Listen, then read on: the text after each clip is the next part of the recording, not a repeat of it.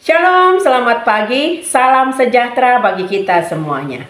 Bapak Ibu jemaat yang dikasihi Tuhan Yesus Kristus, kembali kita di pagi ini diajak untuk merenungkan firman Tuhan, menguatkan kita di dalam melakukan aktivitas kita.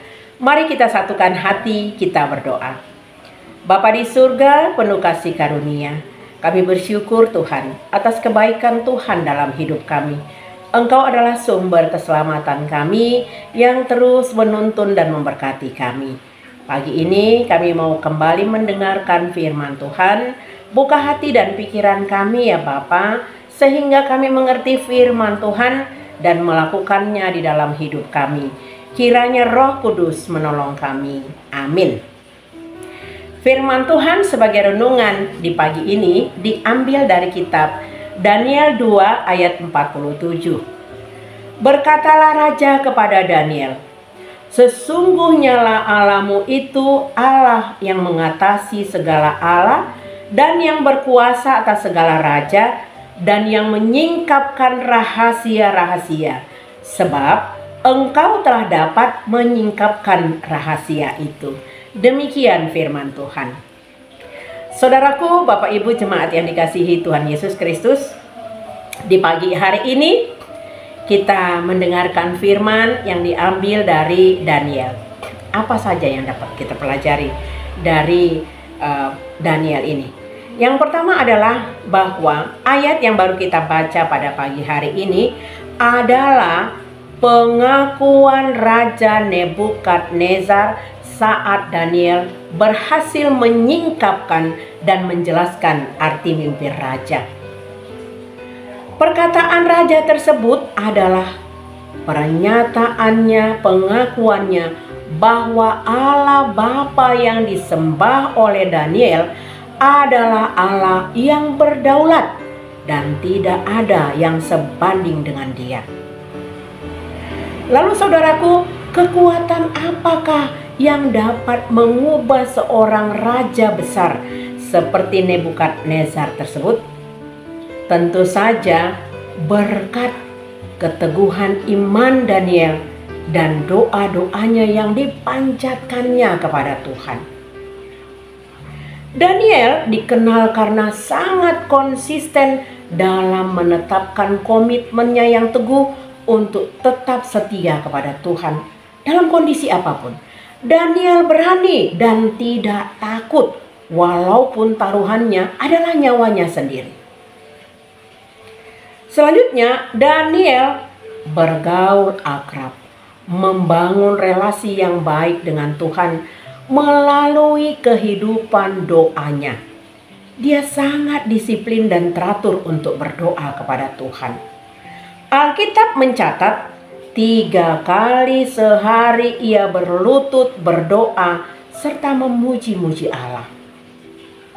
Di dalam berdoa, Daniel bukan hanya fokus pada permohonannya saja, pada keinginannya saja, tetapi juga Daniel tidak lupa mengucapkan rasa syukurnya atas begitu banyak berkat yang diberikan Tuhan di dalam hidupnya, dengan puji-pujian yang dipanjatkannya kepada Tuhan. Hal ini dilakukan Daniel dalam kehidupannya, meskipun begitu banyaknya tantangan, kesukaran setiap saat mengancam kehidupan Daniel. Bahkan nyawanya menjadi taruhannya. Tetapi dia tetap setia kepada Tuhan. Demikian juga, walaupun Daniel begitu banyak persoalan, begitu banyak hal-hal jahat yang dilakukan orang terhadap dia, tetapi Daniel adalah orang yang penuh kasih. Dan dia adalah orang yang mau mengampuni. Dia tidak menyimpan dendam kepada siapapun, walaupun begitu sakitnya yang dilakukan beberapa orang ataupun raja melakukan kepadanya ya. Saudaraku, pelajaran apa yang dapat kita ambil dari firman pada pagi hari ini? Pertama adalah disiplin rohani. Karena disiplin rohani adalah sarana dalam menumbuh kembangkan iman percaya kita. Lewat doa yang rutin setiap hari, kita memanjatkan permohonan kita kepada Tuhan. Dan lewat doa juga kita saksikan kebaikan-kebaikan Tuhan di dalam hidup kita. Dan tidak lupa kita terus memuji memuliakan Tuhan. Kita melihat apa yang sudah Tuhan berikan dalam hidup kita, di dalam kesakitan kita, di dalam penderitaan kita, di dalam tantangan hidup kita. Tetapi kita harus dapat melihat dengan mata hati kita betapa baiknya Tuhan. Dari hal-hal kecil kita melihat bahwa Tuhan terus menjaga, memelihara kita. Walaupun mungkin belum waktunya kita mendapatkan apa yang menjadi permohonan kita, tetapi kita harus tetap setia kepada Tuhan. Tetap kita harus merasakan hadiratnya. Jangan takut menjadi saksi Kristus. Kita harus terus berani menyatakan iman kita. Dengan membaca firman Tuhan melalui Alkitab setiap hari, kita boleh tahu apa yang dikehendaki Tuhan dalam hidup kita. Kita sudah menerima keselamatan secara gratis, maka tugas kita adalah menjadi saksi Kristus secara gratis.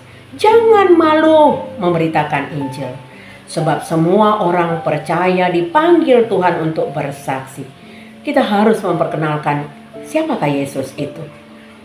Yesus Kristus yang sudah menyelamatkan kita itu. Dikatakan di Markus 16 ayat 15, pergilah ke seluruh dunia, beritakanlah Injil kepada segala makhluk.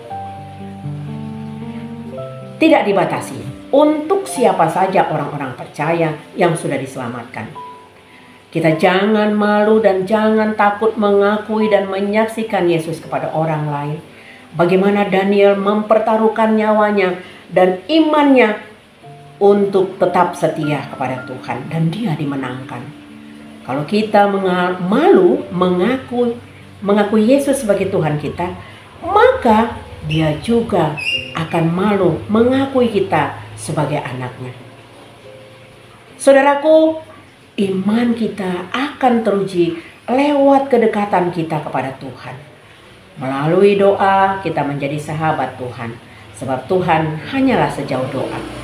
Kita harus tetap setia berdoa dalam badai pergumulan. Kita harus tetap setia berdoa dalam sakit penyakit yang kita alami. Kita harus tetap setia dalam segala rencana-rencana hidup kita sampai Tuhan mendengarkannya, sampai Tuhan menjawab doa-doa kita. Walaupun mungkin tak selalu Tuhan menjawab doa seperti yang kita inginkan, namun lihatlah, Tuhan pasti akan menjawab doa kita lebih dahsyat daripada yang kita pikirkan. Saudara jemaat yang dikasihi Tuhan Yesus Kristus, selamat menjadi saksi Kristus dalam hidup kita. Tuhan Yesus memberkati. Terima kasih ya Bapak, kami sudah menyelesaikan mendengarkan firman Tuhan. Kiranya firman Tuhan ini berbuah dalam hidup kami ya Bapa. Kami mau menjadi Daniel yang penuh dengan keteguhan iman, yang tetap menyaksikan kebaikan-kebaikan Tuhan dalam hidupnya. Biarlah kami Tuhan di dalam naungan Roh Kudus menjalankan semua kehidupan kami ya Bapa. Dan kami tidak takut bersaksi, sebab Yesus sudah menyelamatkan kami dengan gratis, maka kami akan membagi-bagikannya dengan gratis. Terpuji namamu Bapa, dalam nama anak-Mu Tuhan Yesus Kristus kami berdoa. Amin. Selamat beraktivitas, Tuhan Yesus memberkati.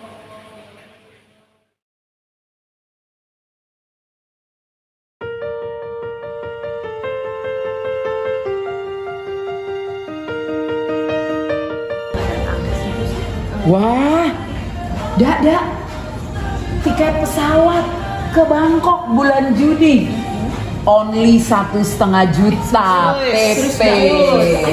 Cus ya? Iya, tiket ke Bun. Ke Bun. Lupain tuh ke Bangkok bulan Juni. Emang kenapa? Emang lupa, kita kan ada pembukaan drama musikal di gereja bulan Juni juga. Oh iya? Iya, ada ya? Iya, ada drama, ada paduan suara. Terus bintangnya itu anak sekolah minggu, anak remaja, muda-mudi. Jadi wajib kita support. Kalau Bangkok, ya udah, bisa jadi ke Bangkok. Kita nonton konser aja. Batalin dulu Bangkoknya, kita nonton konser. Horas Amang Inang, mari kita dukung acara drama musikal anak-anak kita yang dilaksanakan pada tanggal 15 Juni 2024 di Gereja Kita Tercinta HKBP Pejuang. Tiket dapat dipesan melalui panitia acara atau menghubungi si Dwalik masing-masing. Jangan lupa beli tiketnya ya. See you.